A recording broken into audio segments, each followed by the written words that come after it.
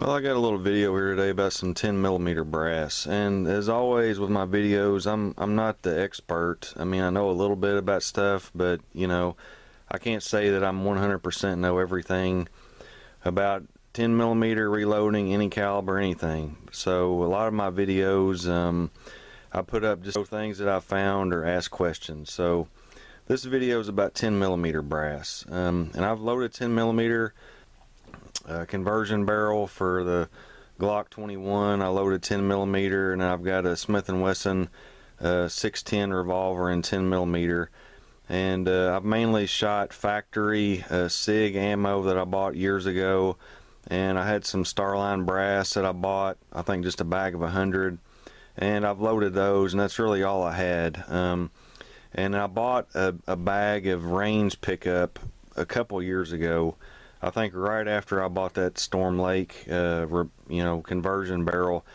and I just hadn't messed with it really. And I was going to load some 10mm, so I got it out and I was looking at it, and I had a lot of different head stamps, and I started measuring the case lengths on these things, and I'm guessing these are all once fired. Maybe some of them were reloaded and fired again, I don't know, but I mean, they were just everywhere, all over the place, between manufacturers, different manufacturers, everything. So I've got several reloading manuals. This is a Speer, and they pretty much all say the same thing except for the Hornady, strangely enough. But max case length 0.992, trim length 0.982. Lyman says the exact same thing. For some reason, Hornady, I don't know if it's a misprint or what, but they've got 0.992, but then they've got case trim length 0.987 instead of 0.982. So I don't know, really. I don't know if that's their specs or if that's a misprint or what. And also Lee, they have 0.982 as well. So here's the different head stamps that I got in that mixed brass, and there again, it's mixed brass that I ordered, so I don't know, I can't validate some of this, but I had some herders in there, two of them. One was 0.9825, the other 0.9785. So I don't know how you feel. I just need to know what the shortest length is, because it will make a difference when you're taper crimping it, and if it's off by a hundredth, which a lot of these are, it may make a big difference, and it could also make a difference in pressures as well, I would think, if you're running some hot stuff. So I had two herders. One I'm calling good, the other one I think it's too short probably. PPU, it was a little bit longer than the trim length, 0.9855, just had one of those. Norma, 0.9840.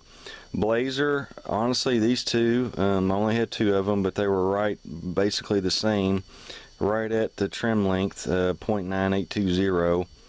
PMC had two of those, they were basically about the same, 0.9840. CBC, which I looked up and it said was Magtech. This was overall, it was consistent, but overall it was the shortest. They were all, 0.975, 0.970, 0.9725. I mean, every one of them was short by, quite a bit, in my opinion. And then I had some Hornady. Sorry, great camera work here. Great camera work. Hornady, I had some that were good here, and then I had some that weren't so good. This GFL, I'd say it's decent. It's which is Fiocchi, I think. It's a 9.810.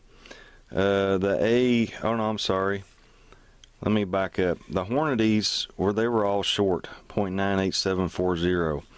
These AUSAs, they were all basically the same, 0.9830, just a hair over trim length. Then these are RPs.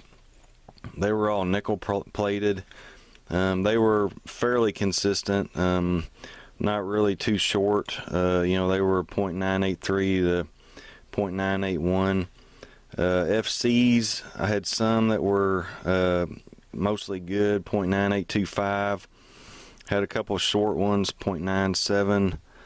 It looks like Winchester, I had about half good and half bad. And anything I'm calling bad would be like, lower than 0.98. That's the trim length, 0.982. So if it was, I just said anything lower than 0.98, I'm going to put on this side over here. SIG, which the SIGs, some of the SIG, or I'm sorry, let me back up. Starline, which some of the Starlines I shot myself, some of them I got from the range pickup. Strangely enough, I had one of those that was kind of short, .974. The rest of them were between .985 and .982. So the Starline mostly was pretty good. SIG, these ones that are decapped here, these are the ones that I've shot, and processed. The ones with the primers in them are the range pickups that I got. And these are mostly good, .9835, .9820. And then these were the range pickups. I had a couple of those that were short. And then the SMB was the last ones. And most of the SMBs I think I shot because I had some SMBs I was shooting. Let's see, that's Starline. Had some SMBs I was shooting. Let's see, that's a SIG. So the ones again that are decapped are ones I've shot, and they were all pretty consistent, .984 to .981. So anyways, what do you guys think about the 10mm brass? And there again, these are range pickups that I got. So it's hard to know, but I'm pretty much got most of the head stamps that I've ever heard of in my life, and some I've never heard of. And just to see what the length of it was, but it looks like it just varies greatly from manufacturer. And yes, since they're fired at least once, maybe more times, maybe some of them stretched, but still, I mean, I had a lot that were lower, than the trim to length. And some people say it's not a big deal. Maybe the extractor can hold on to that or whatever. But I mean, and it probably also depends on your chamber size too.